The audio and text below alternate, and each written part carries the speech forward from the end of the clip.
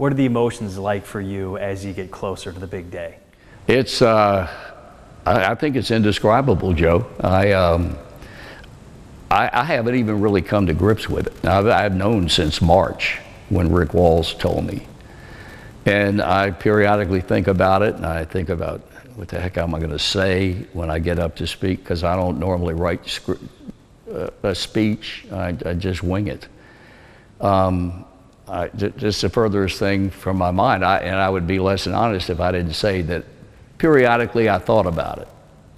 I mean, 46 years, longer by far than any broadcaster in the history of the franchise.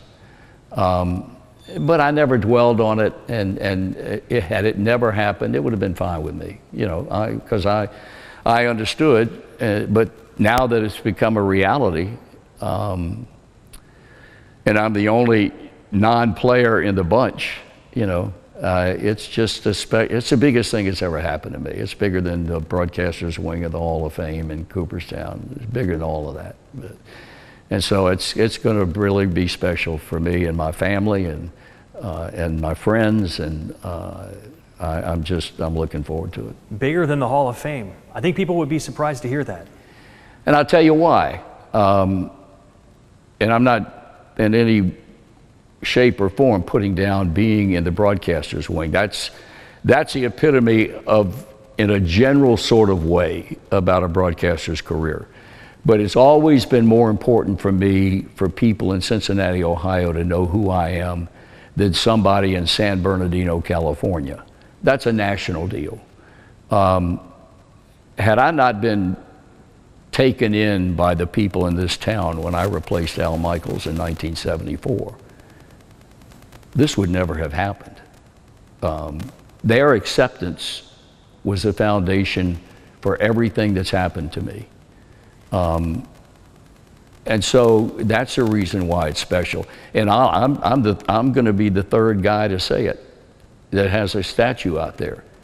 Joe Morgan said it, Pete said it, and I'm going to say it. And it's not so coincidental that those two guys who are flanking me, where mine's going to be out front, makes that extra special, because they were two of the guys that I was closer to than anybody else in the game in terms of uniform personnel.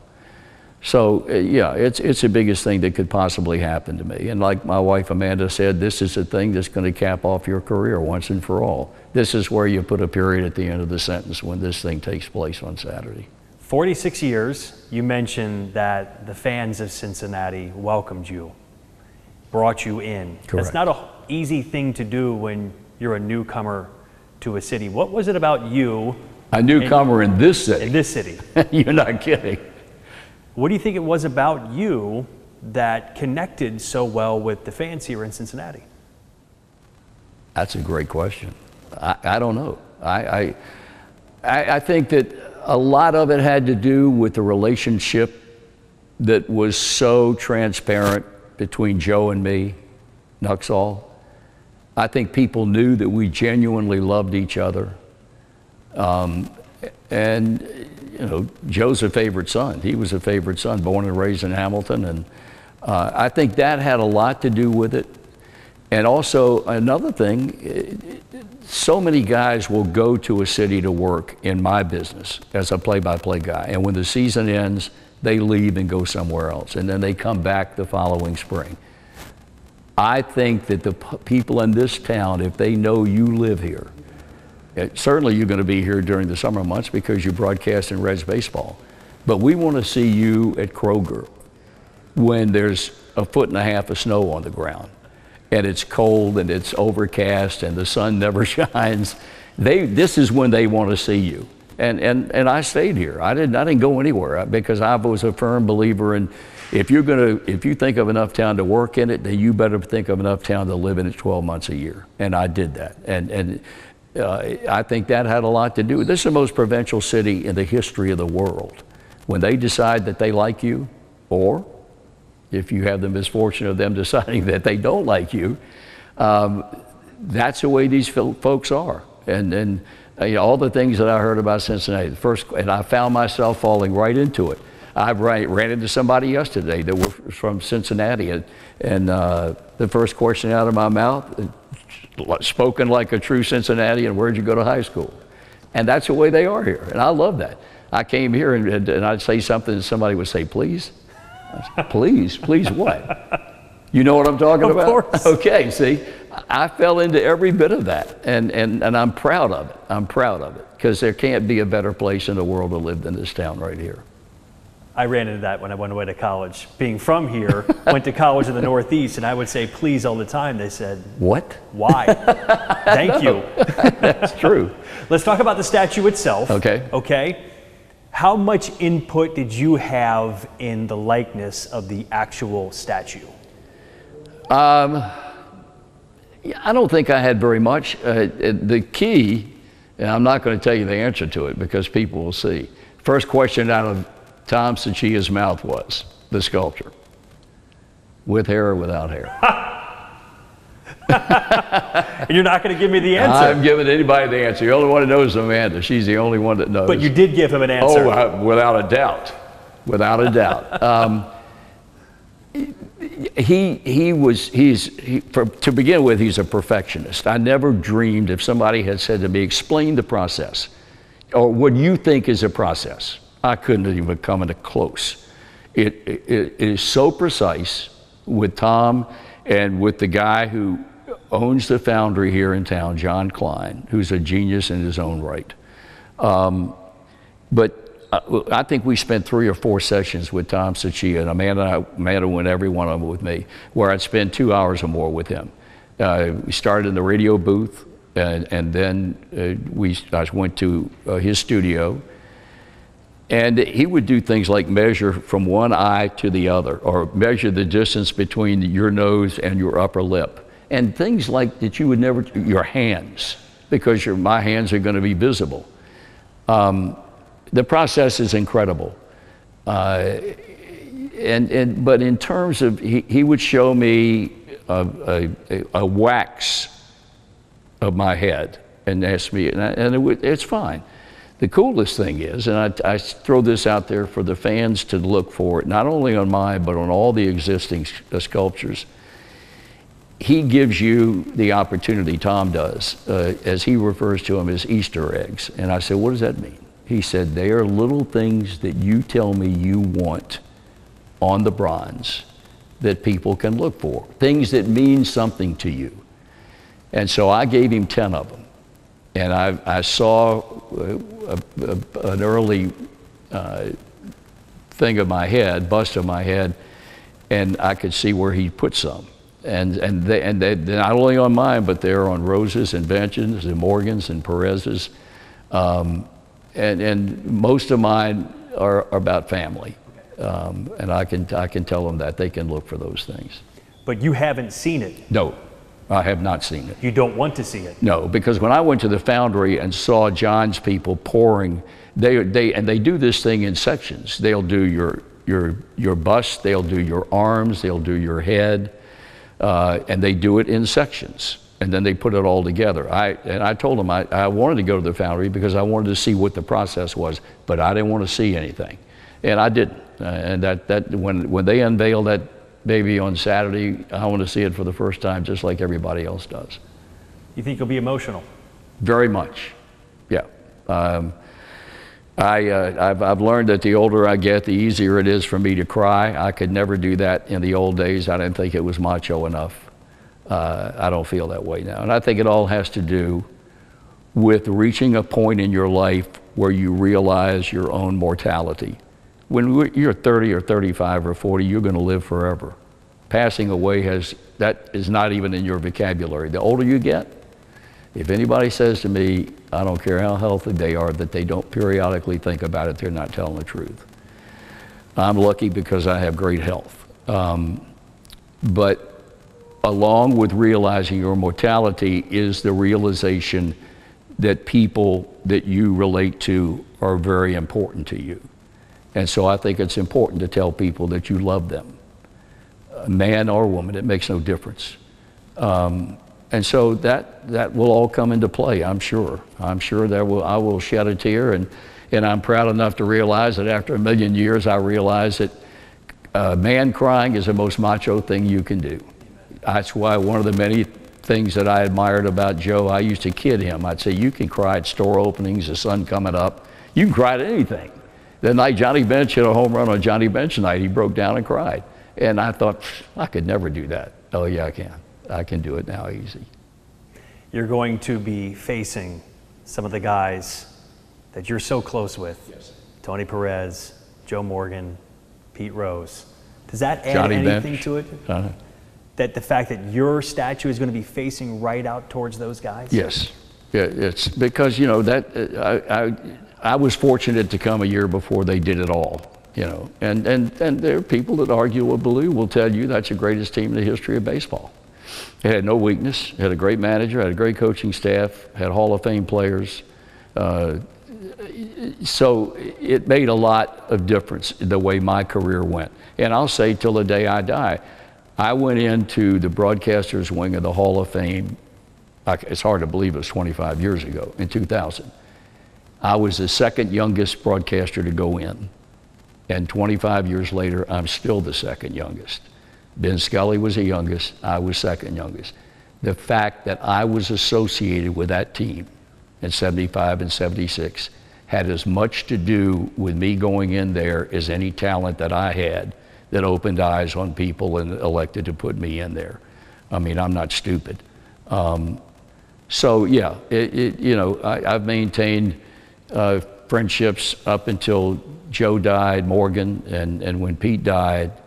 Thank God a lot of these guys, Johnny is still around and Tony is still around, and Davey Concepcion has been sick, he's rebounding now, and that's important to me because each time one of these guys passes away, a little something in me goes with them because of the great memories I have of watching that team play. And so my memories have been incredibly positive throughout my career as a broadcaster with this club.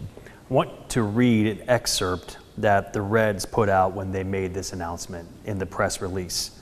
And it said, Marty did it with passion, honesty, and unforgettable calls. Passion, honesty, and unforgettable. Is there a particular part of that sentence that you're most proud of? That you did it with passion, you did it with honesty, and you had unforgettable moments. Is there anything that... One of those three things? One of those three things that's most important to you. What would you think? I would say honesty, because that to me is what made you different. You win the prize, man. It made you different. Honesty is number one. Honesty is number one. Why so? Well, because I felt, I think if you ask fans what's the one thing they remember about me, they will say, or I'd be dead wrong, that when we listened to his broadcast, whatever he said, we could bank on it. In other words, I felt like if I didn't have credibility, then I didn't have anything. If a person listening to me on the west side of town would question everything I said, well, we don't know whether that's right or not, then I needed to do something else in life. But I was also fortunate enough to be able to express my opinions and be critical if I felt like criticism was necessary. I used to tell guys, if I praise you when you're playing well, then I reserve the right to not be praiseworthy when you don't. If you don't run out a ground ball, I'm going to say something about it. I had a celebrated blowout with Ken Griffey Jr. because I accused him of loafing one day down the first baseline. But I was allowed to broadcast that way. And I say this without any ego at all. I think I reached a certain level in this town in terms of following and popularity that maybe ownership didn't like the things that I said.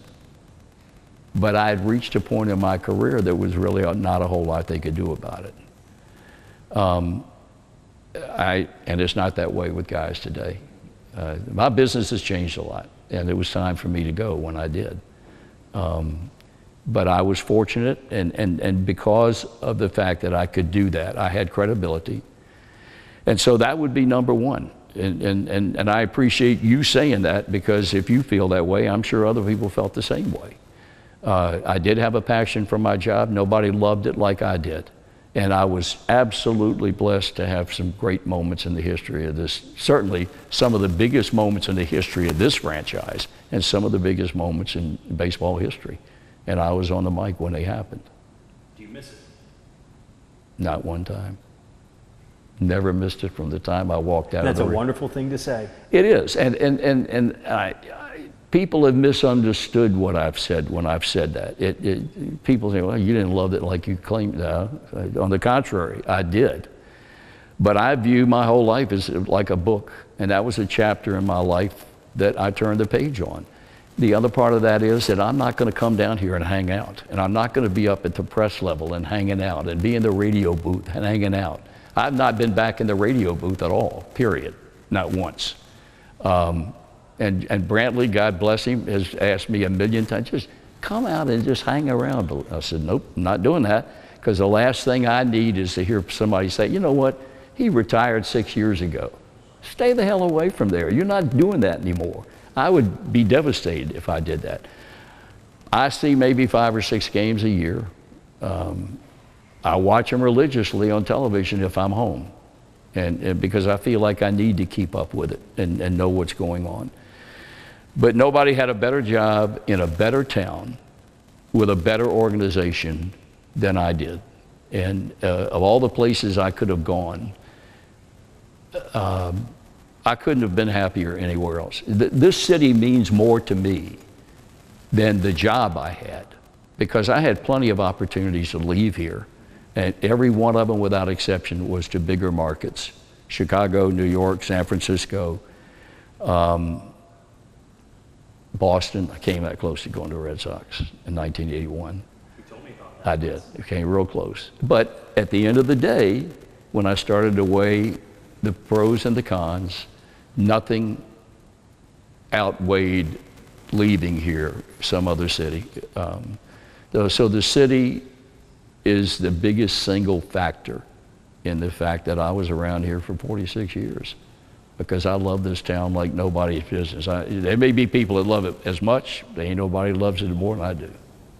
Let me finish with this question, because no matter what it is you do, whether you're Marty Brennaman or anybody working any job, you want to leave your mark.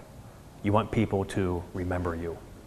I can't think of a better way to leave a mark than to be forever on a statue outside of a That's ballpark. big. Yeah. It has to be overwhelming to think about the mark you've left for generations to see outside of this ballpark. Yeah, it is. It's the biggest, like I said, it's the biggest thing's ever happened to me. And I'm sure that in the ensuing years, and hopefully I have plenty more left, that there will be times when I'll just tell a man, let's get in the car and drive downtown and look at it. And I'll do that. I'll do that. I'm just thrilled by the whole thing. I can't imagine anything that I could equate with this. I'm just thankful that they were thinking about, who the hell are we going to put up there now? Well, let's put him up. I don't know how that conversation went, but the people here have been sensational in making this all happen and doing it as seamless as they can, as far as I'm concerned. I can't thank them enough, but at the end of the day, it's still all about the fans. And I'm thrilled to death that they're going to be out here hopefully on Saturday. If not for the unveiling, then the ceremony inside the ballpark on Saturday night before the Reds and the Mets.